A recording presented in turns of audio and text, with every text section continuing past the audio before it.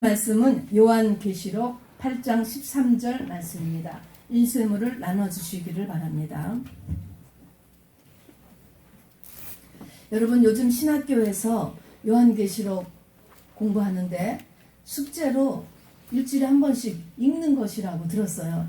그래서 한 번 읽으셨습니까? 계시록?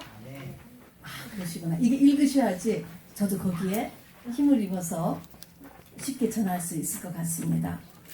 여러분, 요한계시록 8장 13절은 찾지 않고 그냥 거기 있는 인쇄된 것을 같이 큰 소리로 읽어보겠습니다. 한 분도 빠짐없이 꼭 읽으셔야 됩니다.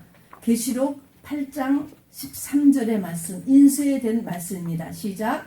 내가 또 보고 들으니 공중에 날아가는 독수리가 화가 있으리로다. 이 외에도 세 천사의 빈칸이 뭘까요? 불 나팔 소리를 인하미로다 하더라. 이때의 불이라는 것은 fire라는 게 아니고 뿜뿌르붐 하는 불, 화가 있는데 이 화가 나팔 한번 부를 때가 화예요. 그래서 앞으로 불려지게 될 새 나팔, 이것을 보고 화라고 이야기한 것입니다. 여기다가 한번 불 나팔 소리, 화가 있으리로다. 여러분, 심각합니다. 자, 요한계시록을 펴주시고요. 책을 펴고 계시록 1장 1절, 신약 성경의 맨 마지막 책입니다. 1장 1절을 우리 다 같이 읽겠습니다. 시작. 예수 그리스도의 계시라. 이는 하나님이 그에게 주사 반드시 속히 일어날 일들을 그 종들에게 보이시려고 그의 천사를 그 종 요한에게 보내어 알게 하신 것이라 그랬습니다.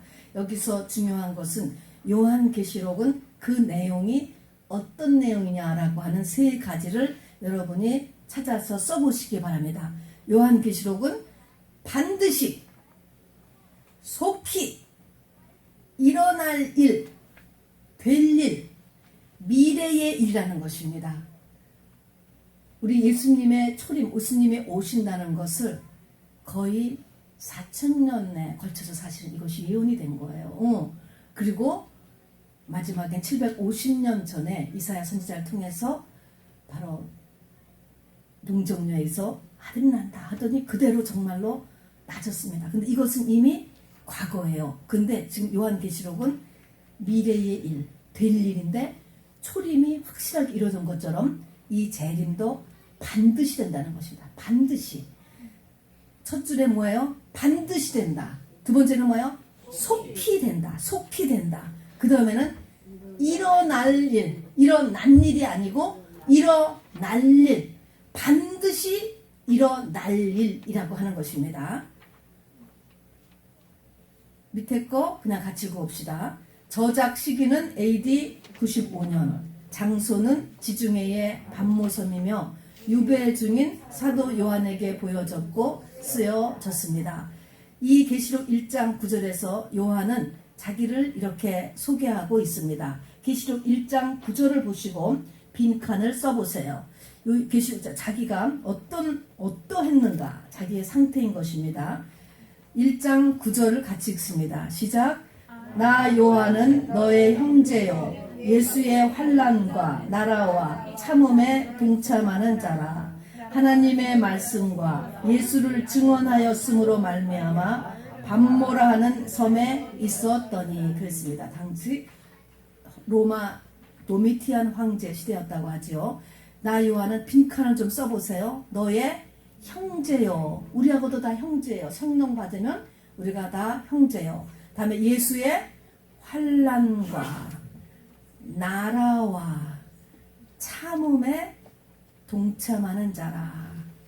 하나님의 말씀과 예수의 증거를 인하여 지금 밤모라 하는 섬에 베케이션 가 있는 것이 아니고 귀향 가 있는 것입니다. 이것이 왜 중요하냐면 영적인 우리의 상태와 그릇이 필요하기 때문에 그렇습니다. 아무리 선하고 그렇다 할지라도 어린 아이에게는 대학교 거를 가르치면은 뜻을 못 알아듣는 거예요. 그런 것처럼 하나님이 요한계시록을 이렇게 열었을 때, 종말을 열었을 때는 그것이 하나님의 깊은 것이거든요. 그 사람의 영의 그릇과 영성이 준비되어져야만 이게 열려지는 것입니다. 하나님은요, 항상 우리가 주님을 사모하는 것만큼이에요. 사랑하는 만큼이에요. 나를 사랑하는 자들이 나의 사랑을 잊고 나를 간절히 찾는 자를 내가 만나주려 하는 것처럼 내가 하나님 앞에 가려고 하는 만큼 주님이 나에게 가까이 오시는 것입니다. 그래서 내가 하나님 앞에 여기 이렇게 좀 이렇게 드린 거잖아요. 예수의 환난에 동참했고 하나님의 나라에 동참했고 그의 참음에 동참했고 하나님의 말씀과 예수 증거 이것을 위하여서 정말 이 감옥을 넘어서 유배, 요즘은 그런 게 없죠. 귀향이라고 하죠. 반모라고 하는 이런 섬의 노동자로 지금 감금에 되었다는 것입니다. 그러니까 우리의 지금 상태도 다시 성령으로 요한계시록을 풀어서 내 곳으로 할 때는 이 정도의 내 주님에 대한 나의 상태가 주님에게 드리는 나의 모습이 이게 이 정도 돼야 이것이 나에게 공감으로 옵니다. 그래서 이 계시록은 이렇게 내 쪽에 준비가 안 되면은 받아들여질 수가 없다라는 걸 알아두시고 그래서 다 못 받아들여져도 조금이라도 그러나 매우 중요하기 때문에 받으셔야 돼요. 그래서 이제 올해는 어쨌든 성령의 감동으로 제가 계시록을 같이 합니다. 그래서 받아들여지는 만큼만 받아들이시면 됩니다. 그래도 너무 중요하니까요. 자, 계시록이 전체가 몇 장까지 되어 있죠? 얼른 보세요. 22장까지 되어 있죠. 그런데 6장부터 19장까지가 전부 재앙의 얘기예요. 이 계시록의 재앙. 그러면은 이것이 6장부터 19장까지가 재앙이니까 전체의 반 넘는 내용이 재앙에 관한 내용입니다. 근데 이 재앙을 크게 셋으로 나눠져 있어요. 그래서 이런 거는 암송해야 돼요. 7 인의 재앙, 7 나팔의 재앙, 7 대접의 재앙입니다. 저를 따라서 해보시기 바랍니다. 7 인의 재앙, 7 나팔 재앙, 7 대접의 재앙. 자, 인의 재앙, 나팔 재앙, 대접 재앙. 이런 인이라든가 나팔이라든가 대접 이거는 계시록 전까지는 성경에 나오질 않아요. 그렇기 때문에 이 계시록을 꼭 배워야 되고 계시록을 통해서만이 알게 되는 내용들입니다. 그래서 이것은 새롭지만 생소하지만 암송해 주시기 바랍니다. 그런데 인의 재앙, 나팔 재앙, 대접 재앙이 6장부터 19장을 이제 막 같이 막 이렇게 막 섞여 있어요. 이렇게 막 섞여 있는데 이것에 이 재앙의 중심이 되는 게 뭐냐면 나팔로 인해서 이 재앙이 이렇게 이 나팔에 의해서 이 재앙이 이렇게 일어나는 게 나옵니다. 그래서 그 축이 나팔이 돼요. 나팔. 그래서 7 나팔 중심되는 것이 7 나팔입니다. 종말을 앞두고 영계에서는 나팔이 7번 불려지는 거예요. 안 들리죠. 안 들려요. 우리 귀에 안 들린다고 이거. 징조를 가지고 파악하는 것입니다. 이 징조를 가지고 깨달을 수 있어야 돼요. 그것이 우리가 성령이 우리 교회에게 하시는 말씀을 들을지어다. 그런 귀가 우리 속에 있어야 돼요. 그래서 징조로 듣는 것이에요. 그런데 어쨌든 영계에서는 이 나팔이 7번이 불려져요. 그리고 한 번 불려질 때마다 인류 역사에 큰 사건들이 일어나는 것입니다. 이걸 눈치채야 되죠. 7째 나팔은 끝이에요. 끝. 주님의 지상 재림이 있는 때가 7째 나팔은 끝입니다. 자, 그러면은 이제 첫째 나팔, 둘째 나팔, 셋째 나팔, 넷째 나팔, 다섯째 나팔, 여섯째 나팔, 7째 나팔. 이것이 6장부터 19장까지 쫙 퍼져 있거든요. 그런데 그 중에서 끝에 3개, 다섯째 나팔, 여섯째 나팔, 일곱째 나팔은 맨 처음에 8장 우리가 13절에 읽은 것처럼 화, 화, 화라고 특별히 더 이 외침이 나오는 거예요. 그러니까 이 세 나팔은 3대 화라고 이야기하고 3대 화라고 이야기하는 이유는 그 전까지 넷째 나팔까지는요. 이 재앙이 내 피부에 크게 와닿지 않아요. 와닿지 않아요. 그러니까 이때 눈치를 채야죠. 벌써 나팔이 울렸구나. 그런데 다섯째 나팔부터는 화다라고 하는 거는 직접적으로 이 오감의 세계에 나에게 재앙이 느껴지는 거예요. 이것이 다섯 번째 나팔. 그래서 화라고 이렇게 이야기를 하는 것이죠. 이걸 미리 알아야지 이때 딱 부닥쳐서는 이게 깨닫기가 참 어려워요. 이 모든 영적인 것은 아무리 알려줘도 나한테 오그리가 안 되는 거예요. 그릇이 안 되면은, 믿음이 안 되면은 아무리 얘기해줘도 안 돼. 그럼 딱 한 가지 방법은 무조건 순종인데 무조건 순종을 안 하잖아요. 그러니까 해결이 안 되는 것입니다. 믿음이라는 게 뭐야? 시력이거든요. 영적 시력이에요. 그럼 내가 믿음이 있으면 이게 딱 보이는 거예요. 그래서 그렇게 말해서 그렇구나 라고 해서 딱 이게 따르게 되는데, 이게 믿음이 없으면 시력이 약해서 안 보여. 나는 그렇게 생각 안 하는데 이러면 끝이에요. 또 사실이 그 사람한테 그렇게 안 보이고 그러기 때문에 이게 지금 이제 이 화를 우리가 당치 않기 위해서는 첫 번째 화가 다섯째 나팔인데 이 전부터 이걸 우리가 준비를 해야 됩니다. 자, 그럼 어떤 이제 본론이에요. 본론 들어가서 첫째 화, 둘째 화, 셋째 화인데 첫째 화는 몇째 나팔을 첫째 화라고 한다 그랬죠? 다섯째 나팔. 다음에 둘째 화는 여섯째 나팔. 셋째 화는 일곱째 나팔. 거기다 써보세요. 자, 그러면은 제가 그냥 알려드리는 거예요. 이제 이걸 이렇게 한번 훑어야 그 다음에 여러분이 읽을 때 훨씬 쉽기 때문에 그래요. 굉장히 앱스트랙트된 책이기 때문에, 그리고 영으로 막 쓰여졌기 때문에 이것이 그냥 읽으면 너무 어려워서 이렇게 한번 풀고 여러분이 또 읽고 또 듣고 여러 번 하시기 바랍니다. 다섯 번째 나팔은 무엇이라고 하냐면 황충재앙이에요. 황충. 뒤에 이제 설명이 나오면 일단 재앙입니다. 이때는 아까도 했지만 오감에 영향력을 미치기 시작하는 것입니다. 둘째와 여섯째 나팔은 드디어 유프라데 전쟁, 이거를 세계 3타 대전이 되고 중동 전쟁, 같은 말입니다. 별명이에요. 성경에서는 유프라데 전쟁 이렇게 나와요. 유프라데 전쟁, 3차 세계대전, 중동 전쟁, 이게 같이 나오게 됩니다. 이제 이거 자세한 것들이 선지서에 쭉 다 써 있어요. 한번 키로 한번 말씀드리면 이 3차 대전은요, 미국의 선제 공격으로 시작돼요. 그거 하나, 그게 다 나와 있더라고 보니까요. 남방왕의 선제 공격으로 이제 이게 번지는 거예요. 시작되는 것입니다. 자, 그래서 여섯째 나팔은 3차 대전이고, 다음에 셋째와 일곱째 나팔은 일곱 대접이 쏟아지는 거예요. 일곱 대접제. 이거는 지구의 이제 끝인 것입니다. 이 지구가 완전히 다 끝나게 되는 게 일곱 대접의 재앙이죠. 자, 그럼 이제 다섯째 나팔, 여섯째 나팔, 일곱째 나팔이 화예요. 자, 그러니까 이제 오늘 먼저 화를부터 보겠습니다. 다섯째 나팔부터가 본격적인 화라고 하는 이유는 이때부터 피부에 느껴지는 재앙이 돼요. 그전에는 아무렇지도 않은 거야. 첫째 나팔, 둘째 나팔, 셋째 나팔, 넷째 나팔 불려졌어도 괜찮다? 못 느껴요. 못 느끼는 거죠. 이것에서 이제 우리는 느껴야 되는 것입니다. 그러면 다섯째 나팔부터는 이제 이렇게 화잖아요.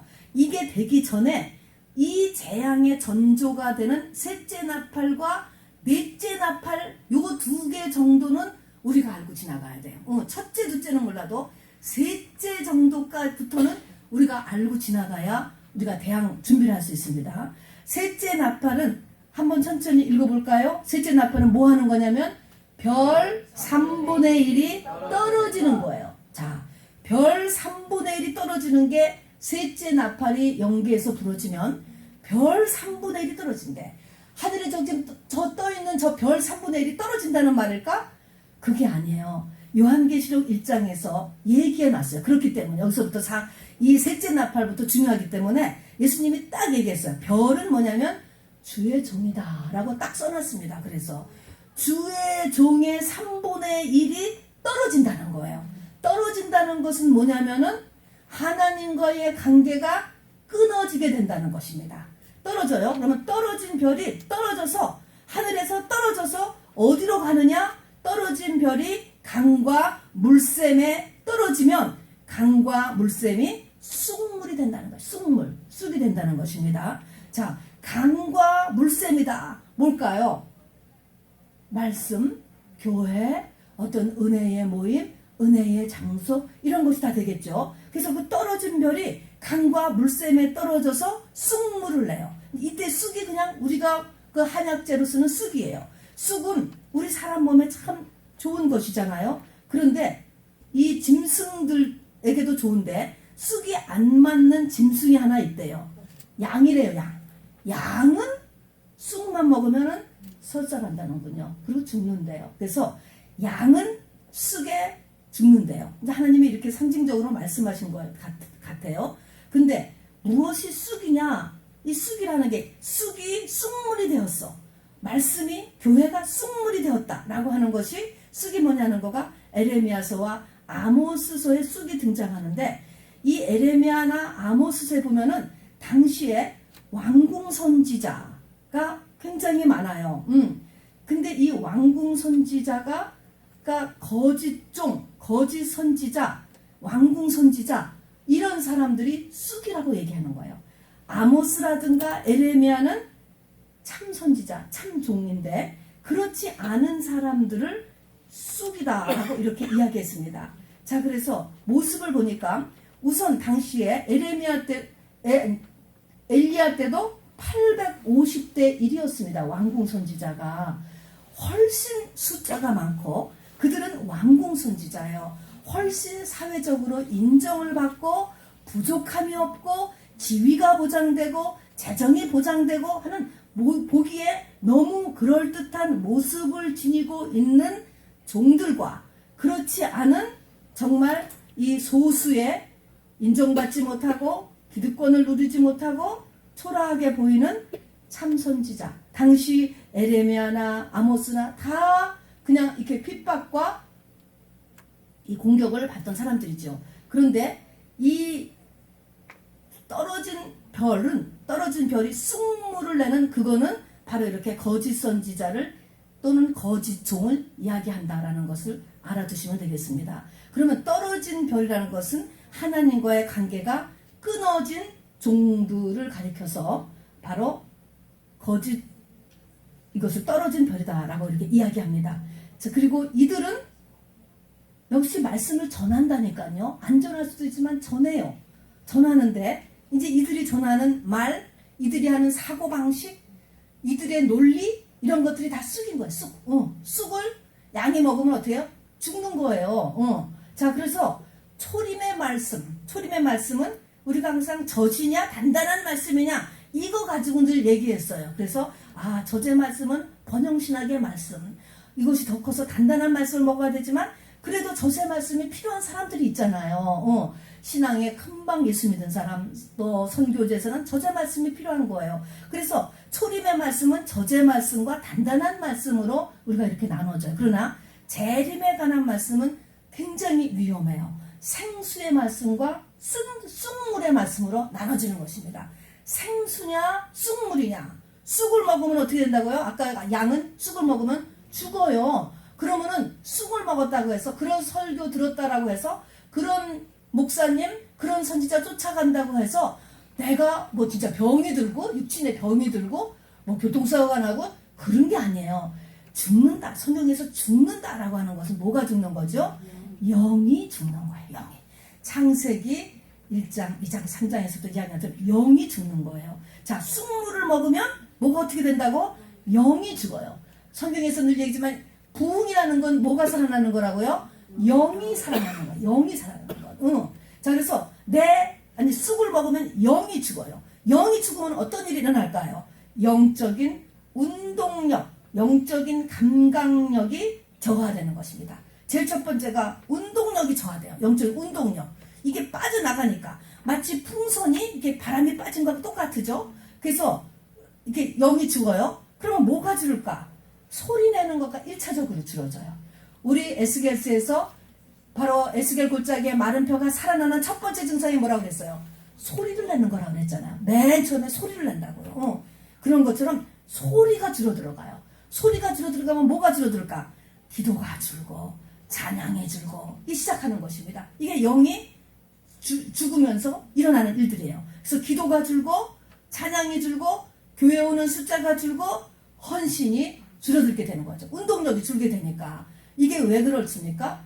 바로 영이 죽어서 이렇게 되는 것이에요. 그렇다라고 해서 이 사람들이 세상적으로 죽는 게 아니에요. 세상적으로는 어쩌면 더 활발하게 보일 수도 있지요. 그런데 어떻게 변하느냐? 이 사람들은 점점 더 자기중심의 사람이 되어가고 인본주의가 되어가고 세속화가 되어갑니다. 자, 그러니까 이 셋째 나팔 때까지는 뭐 이게 소왓이야, 소왓. 뭐 나쁠 거 없잖아. 이렇게 겉에서 우리가 객관적으로 보기에 좀 자기중심의 사람이 되고 인본주의가 되고 그리고 세속화가 되고 뭐 이렇게 하는 것이 뭐 그냥 뭐 이렇게 큰 피해가 오지 않는 것처럼 느껴지는 것이니까 이게 셋째 나팔이. 그러나 이것이 셋째 나팔이 풀려졌다. 경고예요, 경고. 우리는 벌써 셋째 나팔부터는 되지 않아야 돼. 시온교회 여러분들은. 셋째 나팔부터는 막 자기가 경고할 수 있어야 되는 것입니다. 이 나팔이라는 것 자체가 나팔이요, 이스라엘 나팔은 굉장히 소리가 커요. 한번 보면 그냥 정신이 번쩍 나게 그냥 빡 소리가 나거든요. 깨라는 거예요. 번쩍 깨라는 거예요. 나한테 이런 증상이 있으면 오 하면서 번쩍 일어나야 되는 것입니다. 자, 그럼 이제 넷째 나팔은 뭐냐? 넷째 나팔은 해, 달, 별이 침을 받아서 어두워진다는 것입니다.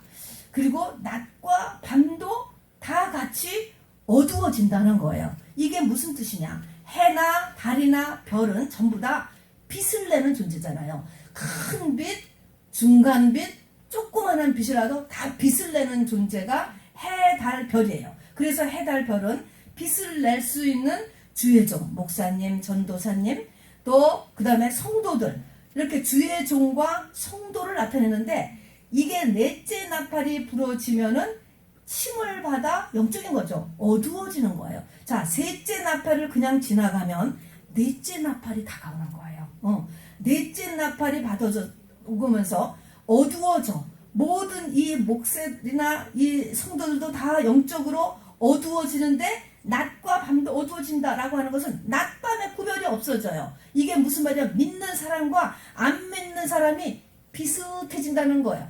비슷해져요. 그래서 그 가치관, 삶의 모습이 비슷해지는 거예요. 이런 것을 세속화라고 해요. 세속화가 굳어지는 것입니다. 즉 교회의 가치관과 세상의 가치관이 같아지고 교회가 추구하는 것과 세상이 추구하는 것이 같아지고 교회의 운영 방식과 세상의 운영 방식이 같아지는 것이 넷째 나팔이 불리면서 일어나는 것입니다. 이럴 때 이렇게 되었을 때 우리는 이것에서 위기를 느낄 줄 알아야 돼. 이러면 안 된다라는 걸 알아야지. 아, 전부 다 그러니까 우리도 그렇게 가자. 이렇게 되면은 안 되는 거예요, 여러분은. 그러면은 이제 화를 당하게 되었어요. 화가 온다고요. 여기까지는 아직 나에게 직접적으로 오는 화가 없어요, 지금. 그러니까 지금 정신들을 못 차리게 되잖아요. 그러나 우리는 깨어있는 사람은 여기에서 우리가 돌이킬 줄 아셔야 됩니다.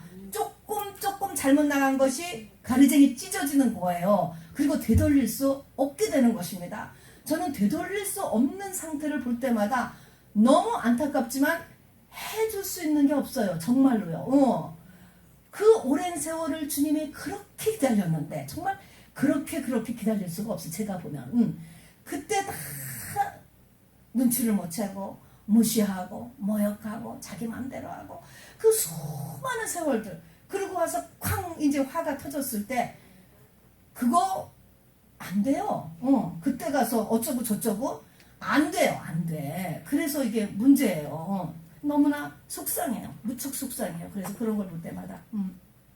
그래서 넷째 나팔은 이렇게 똑같아지는 거예요. 다음에 셋째, 제가 이제 정리를 하면은 셋째 나팔이 불려지면 설교 말씀이 쑥이 되는 말씀이 나오는 거예요. 그래서 성도들이 쑥물을 먹어요. 여러분 쑥물인지 생순지를 구별해서 먹으셔야 돼 이제는.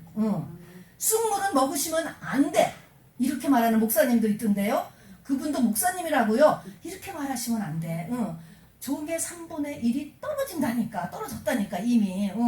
그러니까 그렇게 해서 구별을 해가지고 이 쑥물은 안 먹으셔야지 돼요. 그 다음에 넷째 나팔이 불려지면 목사나 성도가 침을 받아 어두워져서 같이 세속화가 돼. 목사도 세속화되고 성도도 세속화되고 이렇게 되면서 이제 무서운 일이 본격적으로 일어나는 것입니다. 그래서 다섯째 나팔을 첫째 화라고 합니다. 이제 본격적으로 어려움이 오는 거예요. 다섯째 나팔이 아까 얘기했처럼 바로 황충이가 오는 이런 이 재앙이에요. 본격적으로 느껴지는 재앙인데 다섯째 나팔이 불려지면 계시록 9장 1절에 무저갱이 열린다고요. 영적인 무저갱이 열리며 풀모 같은 연기가 올라오는 거예요. 풀모 같은 이런 연기가 올라와서 그것이 이 영계에 우리 속에 쫙 덮이는 거야. 덮여. 우리 출애굽기에 보면 흑암재앙이라는 게 나오잖아. 그때는 정말 깜깜한 흑암재앙이었어요. 그건 시청각 교제니까 구약은. 그러나 지금은 깜깜하다는 그런 깜깜이 아니에요. 그런데 영적으로 깜깜한 시대에 돌입하는 것을 이야기합니다. 여러분 구약은 시청각 교제 모형으로 나타내고 신약은 메시지로 나타낸다는 것을 잊지 마시기 바랍니다. 그래서 영적으로 아주 깜깜한 어두움이 저 무저갱으로부터 올라오기를 시작을 하는 거예요. 그래서 퍼지는 것입니다. 그 세상은 컴퓨터, 인공지능, 과학의 발전, 의학의 발전, 엔터테인먼트의 발전으로 화려하고 엄청나게 발전하는 것 같지요. 하는 것 같은 게 발전하지. 그런 것 같지만 영으로는 깊은 어둠 속으로 빠져간다는 것을 아셔야 돼. 그래서 컴퓨터를 못한다고 여러분 너무 무시하지 마시기 바랍니다. 그것도 못하는 사람이 또 따로 하는 게 있다고요. 그러니까 이런 영적인 것을 우리가 분별하고 밝혀야 되잖아요. 서로 합해서 일을 하는 것입니다. 그래서 영으로는 깊은 어둠 속으로 빠져들어가요. 그래서 이렇게 아주 깜깜한 막 흑암의 연기가 올라와. 안 보이죠? 올라오는 거예요. 이런 흑암이 한창 올라오면 그 가운데서 저 깜깜한 저 연기 속에서 황충이가 올라온다는 거예요. 이 황충이라는 것은 황충이라고 하는 그 귀신이 어떤 영체죠. 이 영물이 사람에게 들어가는 거예요. 어떤 사람에게 들어가면 그 사람이 아주 악하고 아주 독한 사람이라고 할 수 없는 사람이 돼버리는 거예요. 그야말로 마귀 이셀프가 되는 거예요. 그런 존재가 이 땅에 생겨난다는 거예요. 어떻게 저럴 수가 있을까? 그리고 황충 재앙은 뭐예요? 내가 그런 사람이 되거나 내 주변의 가족 중이나 누가 가까운 사람이 그런 사람이 되거나 아니면 그런 사람을 내가 만나게 되는 것이 황충 재앙이에요. 이거는 이런 사람을 만나면 그거 뭐 말할 수 없이 그냥 이렇게 해보지를 못하는 거야. 해보지를 못해. 그래서 마태복음 24장 4절에도 너희가 사람의 미혹을 받지 않도록 주의하라. 이 단수를 그리고 단수나 이 하는 거를 상상을 초월하니까 이런 일이 일어난단 말입니다. 여러분 그러면 당했어. 내가 이제 이런 정말 나쁜 사람을 내가 만나가지고 정말 내가 재산을 다 날렸다든가 그렇게 했다라고 하면 여러분은 누가 잘못한 것 같아? 그 황충 같은 사람이 잘못했어? 그걸 만난 사람이 잘못했어? 둘 다 잘못했지만 만난 사람도 문제가 있는 거예요. 황충 같은 사람은. 이런 사람을 만나게 되는 것도 내가 어두워졌기 때문에 하나님이 이걸 허락하신 거예요. 여러분 그 디나라고 하는 야곱의 그 귀한 외동딸이 성폭행을 당하잖아요. 그러면 성폭행을 당했으니까 이거는 완전히 그냥 피해자야.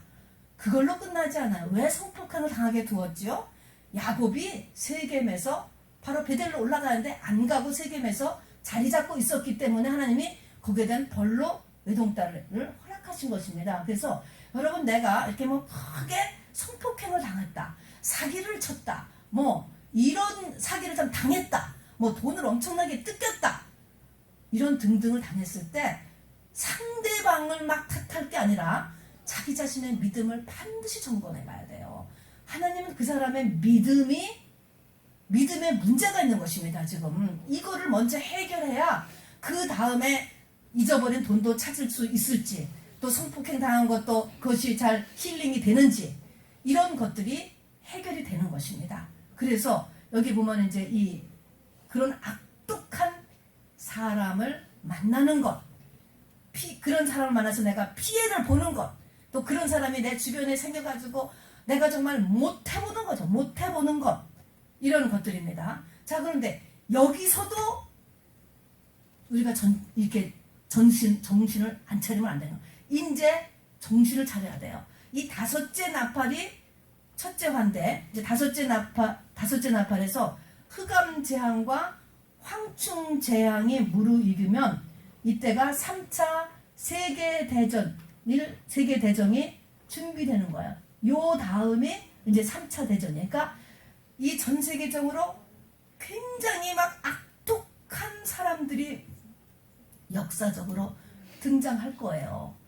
노스코리아에는 그런 김씨 왕가라고 하는 그런 사람들도 그렇게 악독할 수가 없어요. 여러분, 그걸 펼쳐놓고 보면 지금은 이 북한을 막 옹호하니까 우리 매스컴에서 그렇지, 그걸 펼쳐보면 상상을 초월해요. 그런 사람들이 인류 역사에서 등장한다니까요.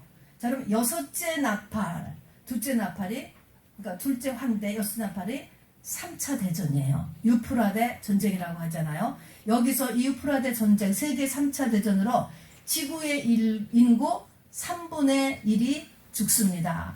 그리고 지구의 10분의 1이 못 쓰는 땅이 돼요. 물론 핵전쟁입니다. 이것은 완전한 핵전쟁이고, 그리고 세균전쟁이고 하는 이런 전쟁이죠. 그래서 세계 3차 대전이 일어나는데 유브라데 강에서 일어난다 그랬습니다. 유브라데 강은 지금 우리 지도에 보면 있는 유프라테 강입니다.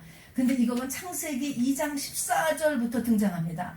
에덴 동산의 네 강줄기의 하나예요. 2장 14절을 보면은, 그래서 에덴 동산에 있던 강줄기고요. 현재 터키, 이라크 땅을 거쳐서 걸프만으로 내려가는 강줄기인데, 이것을 중심으로 하여서 전쟁이 터집니다. 그러니까 이 3차 대전은 중동에서 일어납니다. 요한계시록 9장 14절부터 21절은 중요하니까 한번 읽어보겠습니다. 우리가 지금 유브라데 전쟁이 가까웠기 때문에 이것을 읽어봐야 됩니다. 9장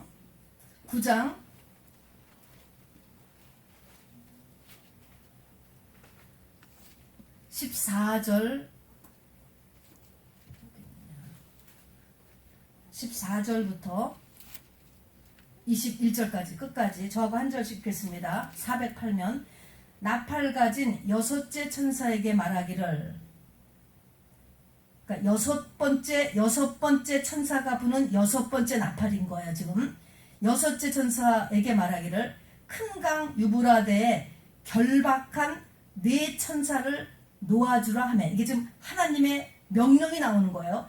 지금은 천사를 묶고 있어요. 하나님께서 묶고 있는데 얘를 놔, 그러면은 놓는 거예요. 이제 그러면은 이제 여기서 이제 전쟁이 나는 거예요. 15절 읽으세요. 시작. 내 천사가 모였으니 그들은 그녀 월시에 이르러 사람 3분의 1을 죽이고 네, 요것이 중요합니다.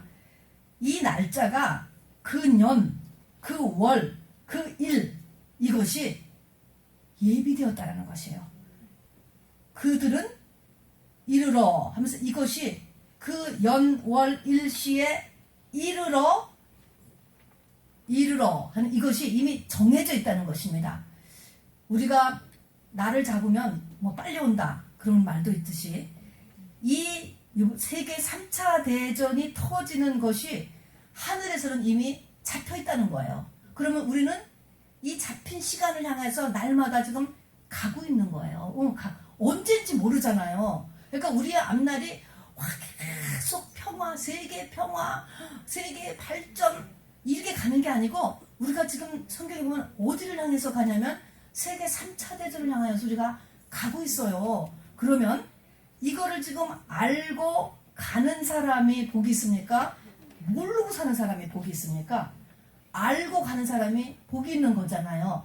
이게 정해졌다. 언젠지 모르지만 바로 이 정해진 날짜를 향해서 우리가 가고 있다. 이래서 계시록이 복 있는 책이다라고 이야기하는 것입니다. 그래서 이 날짜가 정해져 있다는 걸 알아두시고요. 다음에 제가 16절 이제 그때 마병대의 수는 2만만이니 내가 그들의 수를 들어놓으라. 근데 여기에 싸우는 숫자가 2만만은 2억이에요. 2억이 거기에 동원되는데 이게 사람인지 로봇인지는 아무도 모르는데 로봇일 가능성이 더 많아요. 로봇. 그러니까는 인공지능끼리 싸우는 거죠. 왜냐하면 그 모습이 사람의 모습이 아닌 모습이에요. 17절 읽으세요. 시작. 이 같은 사람 가운데 그 말들과 그 위에 탄 자들을 보니 불빛과 자빛과 유황빛 호시병이 있고 또 말들의 머리는 사자머리 같고 그 입에서는 불과 연기와 유황이 나오더라. 그러니 이 2억의 군대가 사람 같지 않지 않아요?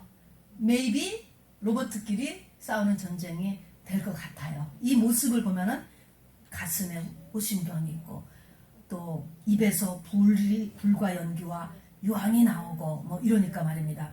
이거는 로봇일 가능성이 많죠. 이 세 재앙, 곧 자기들의 입에서 나오는 불과 연기와 유황으로 말미암아 사람 3분의 1이 죽임을 당하더라. 19절. 이 말들의 혀는 눈과 꼬리에 있으니 꼬리는 뱀 같고 또 꼬리에 머리가 있어 이것으로 헤어져라. 이 재앙에 죽지 않고 남은 사람들은 손으로 행한 일을 회개하지 아니하고 오히려 여러 귀신과 또는 보거나 듣거나 다니거나 하지 못하는 금, 은, 동과 목석의 우상에게 절하고 또 그 살인과 복술과 음행과 도둑질을 회개하지 아니하더라. 자, 특징은 뭐냐면 이때의 특징은 회개가 안 되는 거예요. 완전히. 왜 회개가 안 되냐? 요 바로 전에 3차 대전 바로 전에 예수님의 공중 재림이 있어요. 공중 재림은 뭐냐면 예수님이 땅에 오시는 게 아니에요. 공중까지만 오시는 거예요. 공중까지. 이걸 공중 재림이라고 하는 것입니다. 요 공중 재림이 3차 대전 바로 직전에 있고 이 공중 재림이 있으면 여기서 뭐가 올라갈까요? 신부는 쫙 자석 플러스 마이너스가 붙듯이 올라가는 것입니다. 이 사람들 의인이 없어져 버리기 때문에 회개가 안 되는 거야. 빛이 없잖아요. 이 땅에 빛도 없고 성령도 없어지는 거예요. 그러니까 이때는 회개가 안 돼. 여러분, 회개는 성령이 있어야 하잖아요. 성령이 없을 때는 우리가 의지로라도 막 그래 내가 회개하려고 악을 쓰면 하나님 성령을 보내주세요. 지금은 성령을 보내주시는 시기예요. 그런데 이때는 의인이 없어지기 때문에 회개가 안 됩니다, 여러분. 자, 그래서 이거 여러분 프린트물을 보세요. 계시록 9장 14절부터 21절까지가 유브라데 전쟁, 세계 3차 대전에 대한 계시록의 말씀인데 이것이 다른 선지서에 자세하게 써 있더라고요. 근데 계시록에서는 이것만 써 있어요. 구체적으로 어떻게 이 3차 대전이 진행되는가라는 것이 써 있습니다. 자, 그래서 이걸 보니까 이 전쟁의 키를 누가 갖고 있을 것 같아요? 하나님이죠. 트럼프 대통령이 갖고 있는 것도 아니고요. 뭐 푸틴이 갖고 있는 것도 아니고요. 김정은이 갖고 있는 것도 아니에요. 이 전쟁의 키는 하나님이 갖고 계세요. 하나님이 내 천사를 놔라. 그때부터 전쟁을 하는 거예요. 그래서 이 전쟁의 키는 하나님이 갖고 계세요. 그래서 모든 전쟁은 여호와께 속한 것이라는 것이, 전쟁이라는 것이 피해가 가장 많은 게 전쟁이거든요. 어떤 전쟁의 피해는 이루 말할 수가 없어요. 사람의 그냥 이 내면과 외면 모든 것을 다 무너뜨리는 게 전쟁이거든요. 근데 그 전쟁은 마지막에 쓰는 카드예요. 사실은 이 전쟁을 일으키는 것이. 그래서 근데 이 전쟁은 하나님이 갖고 계세요. 전쟁을 일으키느냐 안 일으키느냐 하는 것은. 그리고 그 프린트를 보세요. 연, 월, 일 시가 이미 정해져 있다. 오늘도 이 잡아놓은 시간을 향해 우리는 가고 있는 것입니다. 맞지요? 그리고 이 3차 대전이 일어나면 그때부터는 뭐예요? 회개가 거의 안 돼. 거의 안 돼. 안 되는 것입니다. 그런데 이때 그 이유는 예수님의 공중 재림이 삼체되던 바로 직전에 있습니다. 의인이 없어짐으로 성령으로 인한 회개가 안 되는 것입니다. 자, 다음에 예수님의 그 재림을 잠깐만 보면은요. 예수님의 재림, 세컨 커밍이잖아요. 이 주님의 다시 오심은 공중 재림과 지상 재림으로 나눠집니다. 자, 공중 재림 중간까지만 온다고 생각하시면 예수님의 공중 재림. 데살로니가전서 4장 16절 17절 밑에 써놨으니까 그걸 같이 읽어보겠습니다. 시작. 주께서 호령과 천사장의 소리와 하나님의 나팔로 친히 하늘로 조차 강림하시리니 그리스도 안에서 죽은 자들이 먼저 일어나고 그 후에 우리 살아남은 자도 저희와 함께 구름 속으로 끌어올려 어디에서? 공중에서 주를 영접하게 하시리니 그리하여 우리가 항상이지 항상. 사살로니가전서 4장 10절 암송해야 돼요. 우리의 소망이기 때문에 우리가 항상 이때부터는 모든 걱정이 끝이에요. 이제부터는 항상 있는 거야. 이때부터는 유브라데 전쟁 지나고 그 다음에 또 7대전 쏟아질 때 아무 걱정 없는 거예요. 이제는 주님과 함께 있어요. 모든 것이 끝나. 여기까지만 하면 끝이에요. 우리는. 그래서 항상 주와 함께 있으라. 이 신랑과 함께 있는 것이고 아버지와 함께 있는 것이거든요. 그러므로 이 여러 말로 서로 위로하라 라고 하는 데살로니가 교회에 하신 바울을 통한 하나님의 말씀이셨습니다. 그래서 여기에 보니까 우리가 구름 속으로 끌어올려 간다니까요. 끌어올려 어디서? 공중에서 주를 영접한다. 이 말, 그러니까 끌어올려 공중에서 주를 영접한다. 성경은 이렇게 써놓은 거를 그냥 한자어로 바뀌어서 간단하게 휴거라고 하는 단어를 쓰고 있는데 휴거라고 하는 단어는 성경에는 없어요. 근데 없다라고 해서 시비를 붙일 필요는 없어요. 삼위일체라는 단어가 없어도 그냥 쓰는 거잖아요. 그런 것처럼 그냥 용어를 간단하게 휴거라고 그냥 하는 거예요. 그냥 영어로는 랩처다 이렇게 그냥 얘기를 하는 거죠. 그 말은 구름 속으로 끌어올려 공중에서 주를 영접하는 것, 이것을 휴거라고 하는 것입니다. 자, 고린도전서 15장 22절 같이 읽겠습니다. 시작. 아담 안에서 모든 사람이 죽은 것 같이 그리스도 안에서 모든 사람이 삶을 얻으리라. 그러나 각각 자기 차례대로 되리니 먼저는 첫 열매인 그리스도요, 다음에는 그리스도 강림하실 때 그에게 붙은 자요, 그 후에는 나중이니 저가 모든 종사와 권세와 능력을 멸하시고 나라를 아버지 하나님께 바칠 때라 그랬습니다. 여기 보니까 우리가 첫 열매 예수 그리스도 부활하셨잖아요. 그런데 두 번째에 부활하는 사람은 뭐냐면 그리스도 강림하실 때 그에게 붙은 자. 여러분, 이게 킨 거예요. 구름 속으로 끌어올려 공중에서 주를 영접하는 사람은 누구냐 하는 것이죠. 교회만 다니면 다 올라가느냐? 성령만 받으면 다 올라가느냐? 절대로 아닌 거예요. 절대로. 그러니까는 휴거가 있지만 이 휴거는 예수님에게 붙은 사람, 예수님하고 딱 붙은 사람, 예수와 하나 된 사람, 그리스도 안에 죽었다. In Christ, 유니온 위드 크라이스트가 된 사람을 얘기한 거예요. 우리가 내일마다 이야기하는 내가 그리스도와 함께 십자가에 못 박혀 죽고 이제부터는 내가 사는 것이 아니고 내 안에 계신 그리스도께서 사는 것이나 내가 겉사람으로 사는 게 아니고 속사람의 인도함으로 사는 거예요. 항상 주님 기뻐하시는 쪽을 택할 줄 아는 사람이에요. 그렇게 성령의 인도함을 받고 또 잘 모를 때는 항상 내가 주님이 기뻐하시는 쪽을 택해야지 이런 마음을 갖고 그쪽을 또 갈 수 있는 이런 사람이죠. 이런 사람이 바로 이 휴거, 저도 그냥 간단히 휴거라고 하겠습니다. 말이 너무 기니까. 이런 사람이 휴거되는 것입니다. 그러니까 지극히 적은 숫자예요. 자, 우리가 바로 이렇게 십자가 신앙, 신부 신앙 이야기하는 거에 여러분들 얼마나 다 핍박을 받습니까, 여러분? 이거 다 싫다고 그러잖아요. 다 번영 신학이 좋다고 하지 않습니까? 다 자기중심적 신앙을 좋다고 하지 않습니까? 그래서 이 십자가의 신앙, 그래서 이 신부의 믿음, 의인의 믿음, 이거에 대해서 이렇게 전부 다 싫어해. 또 하려고 보니까 너무 어려워. 가는 길이 너무 어렵잖아. 십자가 지고 죽어야 되는 거거든요. 이런 사람은 생에 십자가가 지어져요. 이 십자가를 지고 내 겉사람이 죽는 거, 십자가는 죽이는 거니까. 그게 너무 힘들어서 못 가잖아요. 못 가고 있는데 이 죽어야지만 바로 우리가 이 첫째 부활을 하게 되는 거예요. 휴거하는 거예요. 휴거.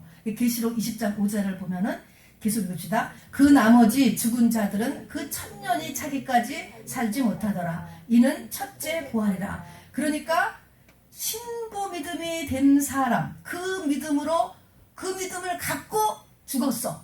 신부 믿음이어서 죽었어. 그런 사람은 주님이 오실 때 무덤에서 살아나서 먼저 올라가. 이건 첫째 부활.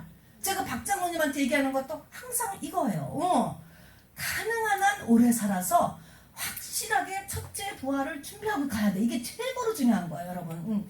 양로원에 가시거나 여러분이 노인들을 케어하시려면 이게 중요한 거예요. 그거 뭐 맨날 이렇게 더 살고 그게 큰 의미가 없어요. 이것 때문에 우리의 목숨을 하나님께서 연장시켜 주시는 것입니다. 왜냐하면 그 다음에는 그 이후로 영원히 그 스테이터스로 사니까. 한번 내 영혼이 육체를 빠져나가면 그때는 끝이에요. 끝. 내 영혼은 더 이상 그 다음에는 이 성장이 없게 됩니다.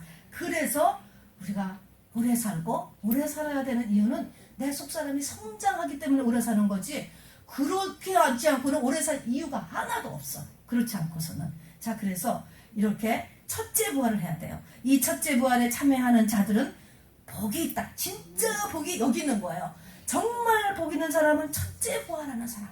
이제 그래서 이 사람이 주님이 지상 재림함으로써 이 땅에는 천년 완국이 시작돼요. 이 땅에는 쌍멸하는 7 대접배들을 싹 지구는 다 멸망시키고 그 다음에 여기서 천년 왕국이 시작되거든요. 그 천년 왕국에서 바로 왕 노릇, 제사장 노릇, 그리고 사랑하는 자의 성에 들어가서 예수님 앞에 정말 헵시바와 뿔라다 하면서 이런 내면과 환경의 최고의 상태를 천년왕국에서 누리고 그 다음에 영원 천국으로 그대로 연결되어 가게 하는 것이죠. 그러니까 우리의 짧은 이 육신의 기간이 얼마나 바쁘고도 중요한지 몰라요. 그래서 그가 그리스도의 제사장이 되어 천년 동안 그리스도 더불어 왕노릇 하리라 그랬습니다. 이게 첫째 부활하는 것이고, 이런 사람들이 휴거를 하는 거예요. 그런데 이 숫자가 너무나 적다라고 하는 사실이죠. 자, 그 다음에 보면은 그러면 주의 공중 재림에 공중으로 끌어올려지는 사람이 누구냐 하는 거죠. 휴거는 누가 되느냐. 전에는 정말 한국의 이 부흥운동이 막 일어나는 70년대는 그야말로 교회만 다니면은 그냥 환란전에 다 올라간다. 그렇게 다 말씀을 막 했었어요. 왜냐면 근데 그때는 저는 또 그럴 수밖에 없었다고 생각해요. 그래야 예수 더 믿기 시작을 하니까. 그래서 그냥 주님이 다시 오시고 예수만 믿으면 교회만 다니면 그냥 무조건 그냥 우리는 재난을 보지 않아. 이렇게 하는 시절이 있었는데 지금은 그렇지 않죠. 지금은 그런 그 논리가 맞지 않다는 것을 이제 다 알고 있습니다. 그래서 올라가는 거는 예수에 붙은 사람, 지성소 신앙까지 간 사람, 영적인 신부, 장성한 자까지 된 사람이요. 그리고 그런 신앙을 갖고 이 땅에서 죽은 사람. 그래서 내용을 보니까 이런 사람은 대부분 순교자예요. 순교자. 순교자라는 것은 어디 가서 정말 목을 베어서도 순교지만 내 모든 생각을 다 목을 친 거야. 잘라졌다면 모든 생각을 사로잡아 그리스도에게 복종한다 그랬잖아요. 목을 자르고 똑같이 순교인 것입니다. 나에게 이러이러한 생각이 있지만 성경에 뭐라 그랬으면 성경 말씀을 무조건 따르는 거야. 이게 목침을 당한 거야. 이게 순교한 것입니다. 그리고 이제 기도하는 거죠. 하나님 이해하게 해주세요. 그러면서. 그래서 순교한 사람, 순교자. 그 다음에 나오는 게 인맞았다. 그런 말이 있습니다. 인맞았다. 머리와 가슴에 인맞았다. 이런 말은 바울과 같이 정말 내 몸에 흔적을 가졌다. 내 영이 완전히 바뀌어진 상태인 거예요. 영의 새 영을 받아서 심장 이식 수술하든지 새 영을 받으면 영은 어디로 가냐면 내 생각과 마음으로 간다고 했어요. 그러면 이것이 내가 이 예수님의 영을 가졌으면 예수님의 영이 내 생각이 다 예수님의 생각만 하는 거야. 그러면은 이름이 내 이름이 최열림이라고 써 있는 게 아니고 예수님의 이름이 이마에 이렇게 딱 써 있어. 다 예수님 같은 생각을 하니까 그런 것을 보고 이마에 아버지의 이름, 예수님의 이름이 있다. 이렇게도 얘기하고 인 맞았다. 이런 표시하는 거예요. 그래서 이것도 표받았다. 다 같은 것입니다. 예루살렘 성이 멸망하더라도 너희가 예루살렘 성에 가면서 정말 표받은 사람 한 사람이라도 있나 좀 찾아보라. 표를 줄 만한 사람이 있는가 찾아보라 그래서 없다 그랬거든요. 이렇게 완전히 주님이 된 사람이 없는 거예요. 그러니까 멸망을 시켜버렸죠. 자, 그래서 이렇게 순교 다음에 인 맞았다 또 14만 4천이다 이렇게 표현해 놓고 있습니다. 자, 그럼 우리가 이제 여기서 지금 3대 화 계시록의 6장부터 19장 차이를 차지하고 있는 일곱 나팔 중에서 끝에 3개가 화. 이 화를 우리가 명쾌하기 위해서 해야 되는 우리의 신앙의 모습을 7대 신앙을 정리해 보겠습니다. 이것이 중요하죠. 여기에 보니까 이제 화가 막 임하는데 푸른 것은 해하지 말라 이런 말이 나와요. 황충이도요 푸른 것은 해하지 말래. 이게 하나님의 다 명령대로 하는 거예요. 명령대로. 그럼 푸른 게 뭐냐? 우리의 신앙이 늘 푸르러야 된다는 거야. 푸른 잎같이 푸른 신앙. 어떨까요? 늘 살아있는 거예요. 늘 살아있는 신앙. 늘 깨어있는 신앙. 시들지 않는 신앙. 병들지 않는 신앙. 오르락내리락 하지 않는 신앙. 한결같은 신앙. 신약가에 심은 나무 같은 신앙이죠.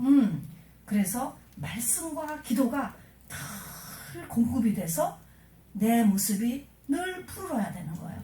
이러면 황충이가 피해간다니까요. 황충이도 황충이가 피해가고 이제 물론 이것이 이렇게 되어야만 우리가 유브라데 전쟁 바로 전에 우리가 하나님께로 끌어올림을 당할 수도 있게 돼요. 그래서 내가 항상 푸른 신앙을 갖도록 해야 돼요. 여기에서 제가 7가지 하는데 이걸 그냥 무조건 할 수 있다 이런 게 아니고요. 우리가 사는 이 세상은 반대급부가 있다는 걸 잊지 마세요. 마귀가 항상 거꾸로 끌고 간다는 걸 잊지 마시기 바랍니다. 그러면 나를 푸른 신앙이 안 되게 하기 위해서 사단 마귀가 계속 역사한다는 것을 잊어버리시면 안 돼요. 나는 사단 훌이다 라고 하는 사람은 한 명도 없어요, 여러분. 아무리 몇 대 믿었건 아무리 목사 한 수를 받았건 여러분 아무리 지식이 충천하건 상관없습니다. 영은.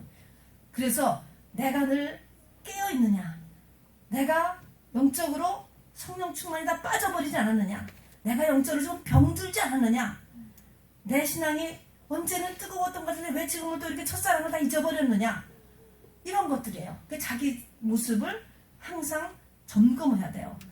점검하시기 바랍니다. 그래서 말씀과 기도가 계속해서 이 성령 충만을 계속 받아야죠. 그래서 복 있는 사람은 뭐예요? 한마디로 시냇가의 신기운 나무다 이야기했어요. 요셉은 시냇가의 신기운 나무가 답을 넘어갔다. 너무나 잘 커가지고 이렇게 시냇가에 내가 신기운 나무여야 돼요. 여러분, 그래서 교회에 공예배만 여러분이 빠지지 않고 열심히 나와도 이게 충분히 돼요. 왜냐하면 저는 책임감을 가지고 저에게 맡겨준 일을 하려고 힘쓰고 애쓰고 악을 쓰고 하는 사람이거든요. 그러니까 그거를 최대한으로 하니까 저는 저를 따라서 이렇게 해주시면은 충분히 될 것 같아요. 이것이 또 하나님이 되게 해주셨어요. 그것이 특별히 어려운 게 아니에요. 오라는 때 오면 되는 거예요, 여러분. 오라는 때 오면 돼요. 자, 그래서 이 시냇가에 심은 나무가 돼요. 두 번째는 인맞은 신앙이 되어야 됩니다. 바울이 내 몸에 흔적이 있다 그랬죠. 이 흔적이라는 게 바로 표하고 똑같은 단어예요. 마음과 생각이 완전히 예수 중심으로 바뀐 사람. 특별히 이 흔적에서는 뭐가 흔적을 낼 수 있을까? 상처예요, 여러분. 상처를 받지요? 상처 너무나 괴롭지만 이 하나님이 왜 상처를 자꾸 주는지 아세요? 상처가 흔적이 되는 거예요, 여러분. 그래서 상처를 받으면 주님께로 자꾸 와야 돼요. 자꾸 또 오고. 그래가지고 이 상처가 흔적으로 변화되는 거예요. 요셉이 변했듯이 말입니다. 그래서 이걸 흔적이다 이렇게 사도 바울이 이야기했습니다. 그리고 세 번째는 온전한 11조와 헌물을 드리는 신앙입니다. 말라기스에 보면은 11조를 드리면 황충을 금해준다라고 하는 말이 있습니다. 그래서 이 말의 의미는 마지막 때가 될수록 하나님과 돈의 우선순위가 흔들리게 돼요. 여기에서 하나님과 돈의 우선순위를 확정할 수 있는 사람, 같이 놓고 가는 게 아니고 확정하는 사람, 하나님이 먼저 돼야죠. 요것이 돼야 된 이런 신앙으로 되도록 내가 끌고 가야 돼요. 그 다음에 감람료와 포도주도 역시도 해치 말하는 게 나와요. 우리가 이 재앙을 보면은 감람료, 포도주, 감람료는 뭘로 나냐면 감람나무 열매로 만드는 거고, 포도주는 포도로 만드는 거죠. 이 두 가지가 다 숙성된 열매를 가지고 터치고 누르고 그냥 가루로 갈고 막 그래 가지고 만들어지는 게 기름이고, 그리고 포도주예요. 다 터트리잖아요. 이래서 뭐예요? 겉사람을 깨야 돼요. 자존심이 깨진 신앙, 날마다 자기를 부인하고, 이걸 우리가 날마다 외쳐야지 돼요. 날마다 자기를 부인하고, 여러분 이틀만 안 해도 벌써 어느새 내가 올라가요. 그래서 우리는 날마다 자기를 부인해야 돼요. 어저께까지 내 심령이 가난했는데 자고 일어나면 어느새 또 내가가 딱 나오는 거예요. 그래서 날마다 자기를 부인하는 신앙 해야 돼요. 그래서 감람료와 포도주 신앙이 돼야지 이 화를 안 당합니다. 그 다음에 흰 옷을 입는 신앙이에요. 이제 아까 보면은 공중재림에 휴거를 돼요. 휴거되는 사람은 신부까지 성숙된 사람만 쫙 붙어 올라가는 거예요. 쫙 붙어 올라가. 플러스 마이너스가 딱 만나듯이 착 올라가. 그런데 거기까지를 못 갔어. 내가 아직. 그래도 하려고는 해. 그런 사람들은 어디로 갔냐? 그 뒤에 예비처라는 곳으로 인도함을 받아요. 예비처에 가서 있어야지만 이 유브라데 전쟁에 피해를 안 받아요. 지구의 10분의 1이 무너지고 인류의 3분의 1이 죽는다니까요. 이런 가운데서 피해를 안 받으려면 예비처에 갈 수 있어야 돼. 이 예비처 때문에 뭐 피지로 막 전부 다 이사를 가야 돼. 그런 게 아니에요. 이때 예비처는요, 하나님이 세우신 거예요.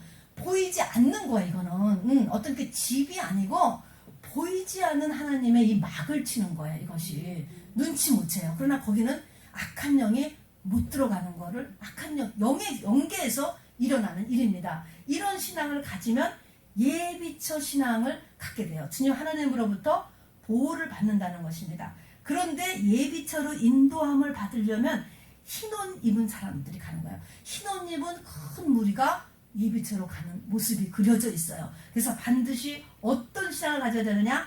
회개를 사랑하는 신앙이어야 돼. 회개 그러면 기분 나쁘다, 자존심 상한다, 그러지 마시고 회개하라 천국에 가까웠느니라.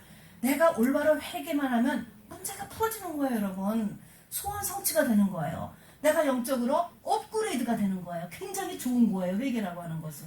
자, 그래서 흰옷 입은 사람이 돼야 돼요. 주님의 공중재림 때까지, 공중재림 때까지, 신부까지 영적 성숙을 이루지 못하면 휴거 못 돼. 휴거 못 되지. 이런 사람들은 흰옷 입은 큰 무리에 속해서 이 땅에서 유브라데 전쟁 시기에 예비처로 인도함을 받아야 됩니다. 그 이후로 이제는 7 대접이 쏟아지기 시작하면 이제 완전히 창세일에 없는 재앙이 시작돼요. 그 이후부터, 유브라데 전쟁 이후부터 666표가 그때 이제 일어납니다. 이거를 후 3년 반이라고 하잖아요. 이때 하나님의 보호하심이 없으면 견디지 못해요. 말할 수 없는, 창세일에 없는 환란이라고 했으니까 이제 그거는 이제 다음 시간에 찾아보도록 하고요. 그래서 반드시 흰옷 입어서 하나님이 숨겨주시는 예비처에 있어야 됩니다. 그리고 6번째는 할 수만 있으면 공중재림 때 공중으로 끌어올려줘야 돼요. 우리가 그러면 머리는 예수고 우리가 교회는 그의 몸이니 그랬잖아요. 몸은 성도예요. 머리와 몸은 잘려지는 게 이상한 거잖아요. 얼른 붙어야 되잖아요. 사람이 되잖아요. 온전한 사람은 머리가 있고 몸이 있잖아요. 그러니까 주님이 탁 오시면 머리야. 그럼 밑에 있는 성도가 쫙 올라가면 그는 몸이야. 머리하고 몸이 딱 만나는 모습이 되는 거죠. 또 신랑과 신부는 일심동체, 둘이 하나예요. 하나 갈비뼈를 뽑아가지고 만든 존재니까 다시 그 속에 들어가야지 돼서 하나가 되는 거예요. 그래서 우리가 이게 올라가는 것입니다. 그래서 우리가 정말 휴거신앙은 너무너무나 좋은 거예요. 건전한 휴거신앙 최고죠. 그 다음에는 올라가려면 그 휴거되는 사람의 특징은 뭐냐면 사망이 멸해진 몸이다 그랬습니다. 사망이 멸해졌다는 것은 죄가 멸해졌다. 죄와 상관없는 사람들. 이 말은 뭐냐면은 그야말로 죄와 상관없다. 죄사함에 대한 확신, 또 해야 될 죄는 다 회개 하나님 원하시는 것만큼은 다 회개했고, 그 다음에는 나는 이제 영적으로 의인이 됐다라는 그런 죄책감이라든지 이런 거 없이 나는 의인이야라는 그런 죄사함에 대한 확신도 있고, 그럼에도 또 죄를 지었으면 얼른 또 회개하고, 이런 죄와 상관이 없는 사람, 사망과 상관이 없다. 죄가 사망이거든요. 이 말에서는 그야말로 죽어도 좋다, 그런 정도 이렇게 되는 거죠. 주님 때문에 죽어도 돼, 죽고자 하는 자는 산다. 그래서 그럴 정도로 내가 주님 앞에 완전히 하나가 된 상태죠. 그렇게 되려고 우리가 노력하는 거죠. 사람이 왜 못 날르나 보니까 죄 때문에 못 날는 거예요. 죄 때문에, 사망 때문에 못 날르는 거예요. 우리가 사망이 내 몸에서 다 빠져버려. 사망의 증상이라는 게 있잖아요. 증상. 이런 중독도 사망의 증상이고, 병도 사망의 증상이고, 나쁜 습관도 사망의 증상이고, 다 죄잖아요. 이런 것들이 다 해결돼야 돼요. 이렇게 해서 사망이 멸해지면은 우리가 날르는 것 같아요. 보니까 올라가는 것 같아요. 그래서 이런 7가지 신앙, 푸른 신앙, 다음에 바울같이 흔적 있는 신앙, 감람류 포도주 신앙, 흰옷 신앙, 돈보다 하나님이 우선인 신앙, 또 정말 예수가 나의 영혼의 짝이다 라고 하는 그런 신앙, 그 다음에 사망이 내 몸에서 멸해지는 데까지 가는 신앙, 이런 것을 향하여서 우리가 갈 수 있게 되기를 바랍니다. 자, 여러분, 지금 셋째 나팔, 넷째 나팔, 다섯째 나팔, 여섯째 나팔은 아직 안 불었어. 지금 3차 세계대전 아직 안 일어났잖아요. 유브라데 전쟁 아직 안 일어났다고요. 지구의 10분의 1이 멸해지고 망하고 인류의 3분의 1이 죽는 일 안 일어났잖아요. 그러면 다섯째 나팔까지야 지금. 그러면 첫째 나팔, 둘째 나팔, 셋째 나팔, 넷째 나팔, 다섯째 나팔까지 해서 여러분 생각에는 지금 연계해서 몇째 나팔까지 불려졌을 것 같아. 한번 생각해 보시기 바랍니다. 몇째 나팔이 불려진 것 같아? 몇째 나팔까지가?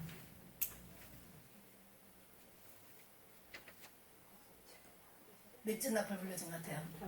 다섯째 나팔까지 다 불려진 것 같아요? 넷째 나팔까지 불려진 것 같아요? 이걸 보면서 지금 이런 믿는 사람들의 모습이 어떤가, 교계가 어떤가, 그것도 보고 나는 또 어떤가, 이걸 보세요. 그래서 이렇게 진행이 된다라는 거 이렇게 보시고 여기에 맞춰서 오늘 기도하는 시간 갖도록 하겠습니다.